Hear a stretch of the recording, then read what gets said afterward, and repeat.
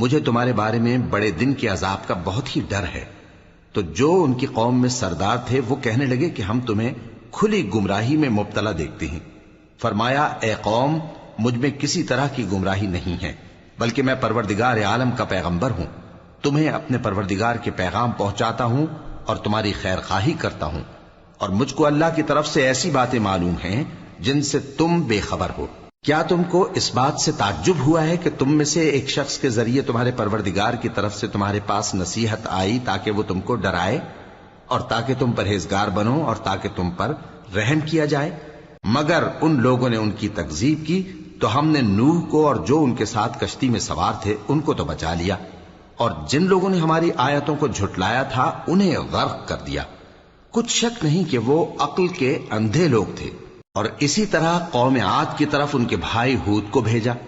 انہوں نے کہا کہ بھائیو، اللہ ہی کی عبادت کرو، اس کے سوا تمہارا کوئی معبود نہیں، کیا تم ڈرتے نہیں؟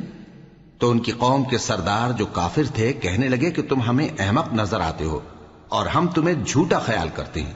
فرمایا، اے میری قوم، مجھ میں حماقت کی کوئی بات نہیں ہے، بلکہ میں رب العالمین کا پیغمبر ہوں۔ میں تمہیں اللہ کے پیغام پہنچاتا ہوں اور تمہارا امانت دار خیر خواہ ہوں۔ اور کیا تم کو اس بات سے تعجب ہوا ہے کہ تم میں سے ایک شخص کے ذریعے تمہارے پروردگار کی طرف سے تمہارے پاس نصیحت آئی تاکہ وہ تمہیں ڈرائے؟ اور یاد تو کرو جب اس نے تم کو قوم نوح کے بعد جانشین بنایا اور تم کو پھیلاؤ زیادہ دیا۔ پس اللہ کی نعمتوں کو یاد کرو تاکہ کامیاب ہو جاؤ۔ وہ کہنے لگے، کیا تم ہمارے پاس اس لیے آئے ہو کہ ہم اکیلے اللہ ہی کی عبادت کریں اور جن کو ہمارے باپ دادا پوجتے چلے آئے ہیں ان کو چھوڑ دیں؟ تو اگر سچے ہو تو جس چیز سے ہمیں ڈراتے ہو اسے لے آؤ۔ ہود نے کہا کہ تمہارے پروردگار کی طرف سے تم پر عذاب اور غضب کا نازل ہونا مقرر ہو چکا ہے۔ کیا تم مجھ سے چند ناموں کے بارے میں جھگڑتے ہو جو تم نے اور تمہارے باپ دادا نے اپنی طرف سے رکھ لیے ہیں، جن کی اللہ نے کوئی سند نازل نہیں کی؟ تو تم بھی انتظار کرو، میں بھی تمہارے ساتھ انتظار کرتا ہوں۔ پھر ہم نے ہود کو اور جو لوگ ان کے ساتھ تھے ان کو اپنی مہربانی سے نجات بخشی، اور جنہوں نے ہماری آیتوں کو جھٹلایا تھا ان کی جڑ کاٹ دی، اور وہ ایمان لانے والے تھے ہی نہیں۔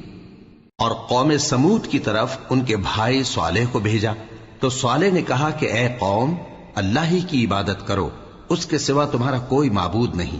تمہارے پاس تمہارے پروردگار کی طرف سے ایک معجزہ آ چکا ہے، یعنی یہی اللہ کی اونٹنی تمہارے لیے معجزہ ہے، تو اسے آزاد چھوڑ دو کہ اللہ کی زمین میں چرتی پھرے، اور تم اسے بری نیت سے ہاتھ بھی نہ لگانا، ورنہ عذاب علیم تمہیں پکڑ لے گا۔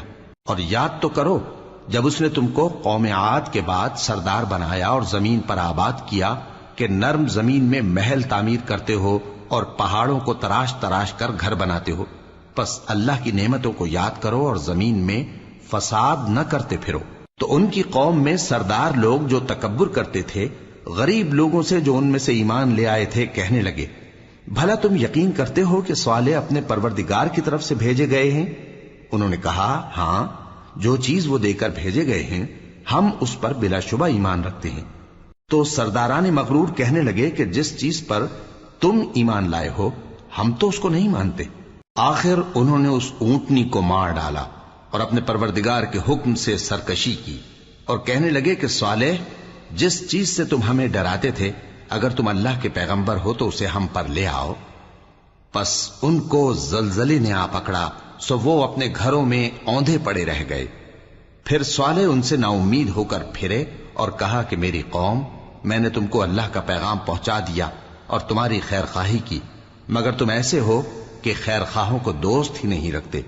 اور اسی طرح جب ہم نے لوط کو پیغمبر بنا کر بھیجا تو اس وقت انہوں نے اپنی قوم سے کہا کہ تم ایسی بے حیائی کا کام کیوں کرتے ہو کہ تم سے پہلے اہل عالم میں سے کسی نے اس طرح کا کام نہیں کیا، یعنی خواہش نفسانی پورا کرنے کے لیے عورتوں کو چھوڑ کر مردوں کے پاس آتے ہو۔ حقیقت یہ ہے کہ تم لوگ حد سے نکل جانے والے ہو۔ اور ان لوگوں سے اس کا جواب کچھ نہ بن پڑا، اور بولے تو یہ بولے کہ ان لوگوں یعنی لوط اور